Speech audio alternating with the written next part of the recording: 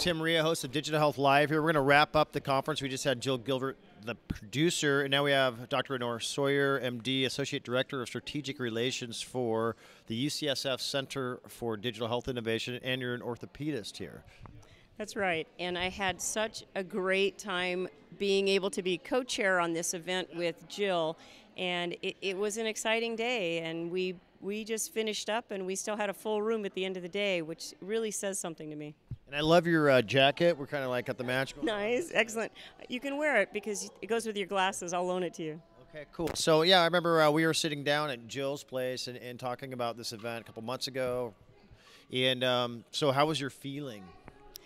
Well, I was really inspired by the people that came and also the people that stayed and how engaged they were. There was tremendous networking going on, but they were also staying in the room through the entire meeting except for when there was a break. The bulk of the people stayed engaged with what was going on stage. So I take that as a signal that that was something that was meaningful to them. It's a beautiful Friday here in San Francisco, and people could be blazing to the mountains for the weekends, but they're here down to the end, and they're still here.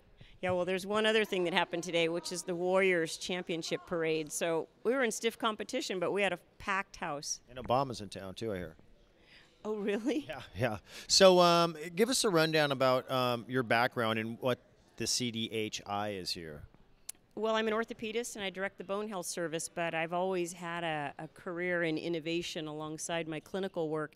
So I've been lucky to be involved in the groundbreaking work of digital health innovation at the university.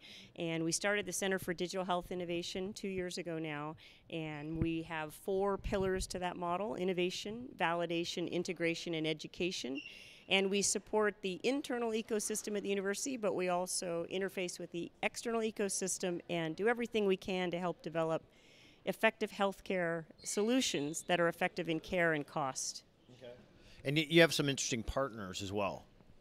We work very hard in the realm of transformative partnerships because we feel like there are some important strengths to being on the front lines, identifying the problems, but conceptualizing solutions there. But we know that we're missing strengths in terms of getting across the arc of development. We need partners. And so we are very fortunate in being able to reach out into the industry or foundations or other areas of expertise at other campuses. And we embrace that model. So I think the hybrid vigor that comes out of partnering is something that's been really telling for us that that's the way to go. So we work hard on that.